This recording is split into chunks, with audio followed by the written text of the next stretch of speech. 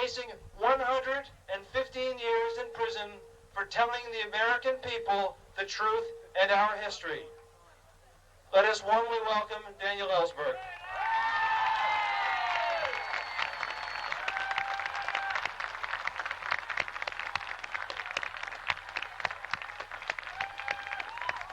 Thank you.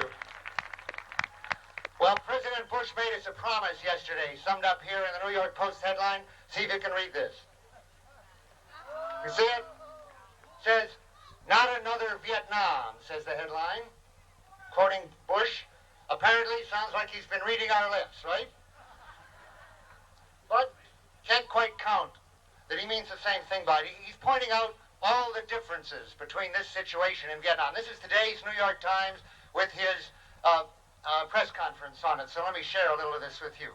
"In our country," says the president, "I know there are fears about another Vietnam." He anticipates that question. He said, "Let me assure you, this will not be another Vietnam." And then he lists all the differences. The opposition is different. The resupply would be different. The countries are different. The topography of Kuwait is different. He's been reading his history, his geography book, right? His satellite photos we paid so much for. The language is different. The religion is different.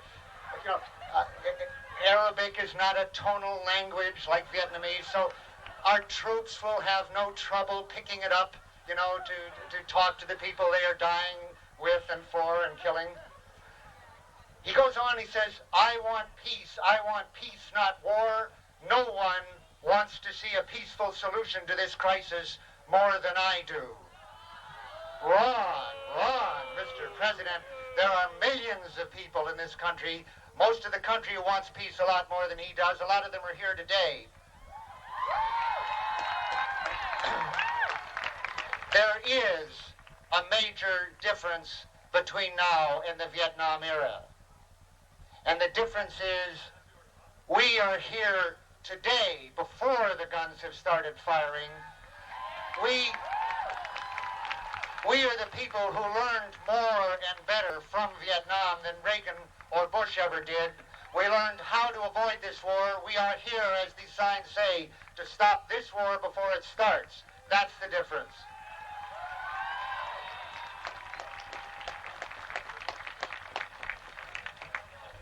Actually, the president does have something quite specific in mind when he promises that it won't be another Vietnam, and it is something rather macabre. He has in mind a short war, he promises us. He's mistaken about that, but he knows what he means by it. He has not promised us a cheap war. He says it will be short but costly. But he doesn't tell us what the cost will be. There is a good reason for that. What has leaked out from anonymous people in the Pentagon of the studies they have are figures of a rate and scale of devastation on both sides that Vietnam did not prepare us for at all. He knows that from his satellite photos and from the experience of the Iran-Iraq war that our troops there were facing fortifications such as no American has had to face since the island campaigns in the Second World War.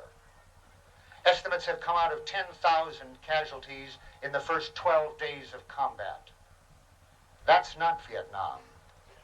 I was in Vietnam, and with my Marine experience from peacetime, I chose as a civilian to do something that civilians weren't supposed to do. I went with troops into combat, even in the front lines when I had that opportunity. I have actually had the experience of going against a machine gun and picking up bullets with that machine gun had been carried away that had been fired at me. But I did not have to face the miles of barbed wire, the mines, fields, the trenches filled with napalm, the 12-foot embankments, the diagrams of which have been published in a few of our papers, not all. No American has had to face that.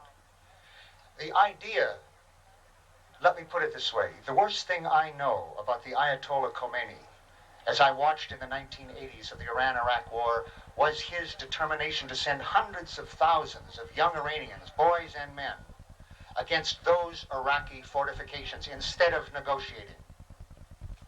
It is appalling that our president has in mind sending Marines and air and amphibious unnecessarily, refusing for real negotiations right now as opposed to that. It is grotesque, and we must stop that.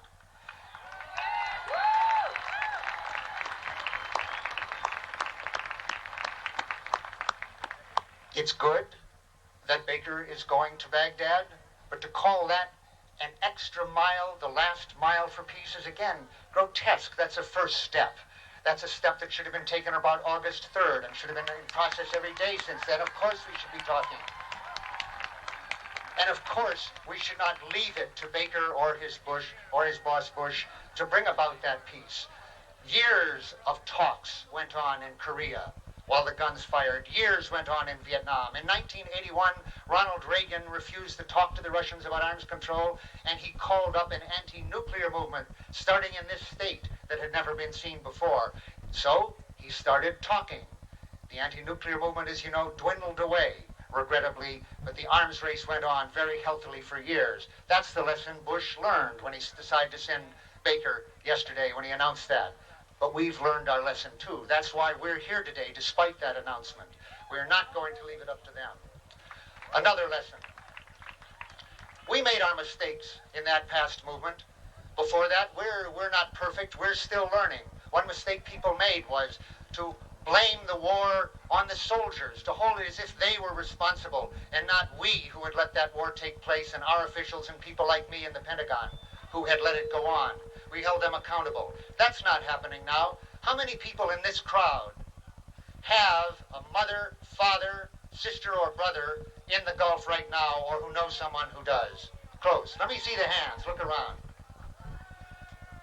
I've just asked rather subtly a question about class here. And that means that not everybody here is rich or highly educated. Everybody is represented here. I think that Bush, in being as open as he has been about his offensive intentions this time, was gambling cynically that the American people would let him go to war with other people's children in the absence of a draft. And frankly, for the first month or two of this conflict, I was afraid he might be right. But it turned out people were simply not aware yet where he was going. And at the moment it turned out what he was planning to do, to send them not just to defend Arabia or whatever, something that at least did not involve war directly, that it was not just an embargo but an offensive operation. We see what we've got here. There is a movement. I hope it's been mentioned already today, but let me mention it again. The Military Families Support Network. I wish you would get out pens and paper. I want to give you a number. You just heard one other number for the White House, 456-1111-202. That's good to call, but it's not enough. Here's another one. For the Military Families Support Network, started by Alex Molnar, the father who wrote the open letter to President Bush in the New York Times, saying, if my Marine son in Saudi Arabia is killed in an offensive, God will have to forgive you. I will not. His piece ended. He got thousands of replies from families in the Gulf who believe, like him and like the others who are here today, we love those troops. We don't just support them. They are our families. They are all part of our family. Every one of those lives is precious. They're volunteers, but their lives are not to be wasted. We're sending them packages, we're sending them letters, and we're doing our job as citizens to bring them home safely, alive, and with clean hands, to bring the body bags home empty that are being sent over there today. We're supporting the troops by averting this war. If you want to be part of that movement, take this number. Milwaukee, Wisconsin, the Military Family Support Network, 414, area code, 964-3859. Sure, call the president. As he says, he's getting asked these questions. You ought to read my mail, he said yesterday. It is so heart-moving, supportive, and yet, please bring my kid home. Quote, please bring my husband home. Well, those letters should have a P.S. And if you don't bring him home, if you send them into combat without a declaration of war by Congress, which we're going to ensure you don't get, you will be impeached. Right. And a copy of that letter...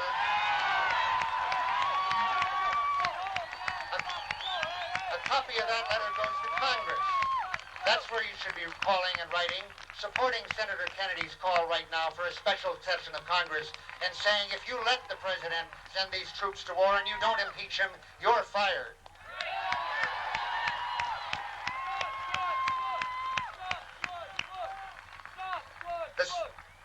The Senate Majority Leader, Mitchell, the House Leader, have agreed with the president that there should be no special session now. I don't think they're right. They say they've told the president, you wouldn't get unanimous support now. There would be a divisive debate. Therefore, they say, we don't think we and you agree there shouldn't be a special session. Well, that's wrong. They need to hear from us who they work for. And it is not the president. For sure, the president would not, we can't count that all the Republicans would vote against the president, but a divisive debate is exactly what we need right now, followed by a resolution telling, as I just said, telling the president, if you get no declaration of war, and if you go without one, you are fired. And he is impeached. A last point here. We are having hearings now thanks to the public pressure. People like this, demonstrations that are happening all over the country, Congress has gotten that message. As they say on the Hill, they may not have seen the light, but they felt the heat, and they need to feel more of it. They are in a position to ask the question, the president and his men, questions that he can't dodge, and above all, this one. Cheney, Secretary Cheney, 2 weeks ago, or rather 1 week ago Sunday, was asked the question, how many people will die? He refused to answer it. Scowcroft was asked that by Sam Donaldson twice on the Brinkley Show last Sunday. He refused to answer it. They can get away with that. Sam Donaldson can't make him answer. Congress can, under oath. The president was asked this just yesterday in his press conference. Mr. President, you're confident American troops will prevail against Saddam if called upon? President, oh, absolutely. At what price, he was asked. Well, I can't give you that. I can't give you any figures, of course. And then later, another question. You know, Maureen, you put your finger on a difficult question. People say to me, how many lives? How many lives can you expend? And he doesn't answer it. He goes on and doesn't answer it. Let me tell you that when Cheney and Scowcroft get in front of Congress next week, they know the answers to that question will be asked because people in the Pentagon have certainly made those estimates. If Cheney refuses those questions, refuses to give them the estimates that are in the safes of people like myself, as I used to be in the Pentagon, people at my old desk, if those people know that their boss is lying or concealing on that question of the price of this war they're planning, those people should do what I should have done in 1964 and what I did do in 1969. They should empty their safes and take them over to the Senate and the House and make sure that they have that information. They will not be breaking the law. In this country, it is not against the law to tell the truth to Congress or to give the lie to your boss, but I can't guarantee them they won't be prosecuted. They should certainly be willing to go to jail if they have to get that truth out. That is their duty as American citizens. Those troops in the Gulf are doing their duty. Our duty as their families and as a part of the human family is to do our job here, to make sure that Congress does its job and tells the president a little better than he has told us in the end of his press conference here when he says, finally, and I'm quoting, it is only the president that should be asked to make the decision. A president has to make the right decision.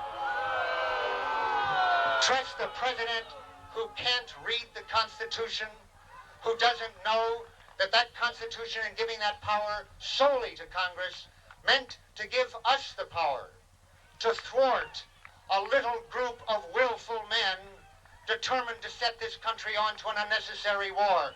We have 45 days to stop this war. That's time enough. No president has ever given us that much warning before. That's our job. Let's get down to it.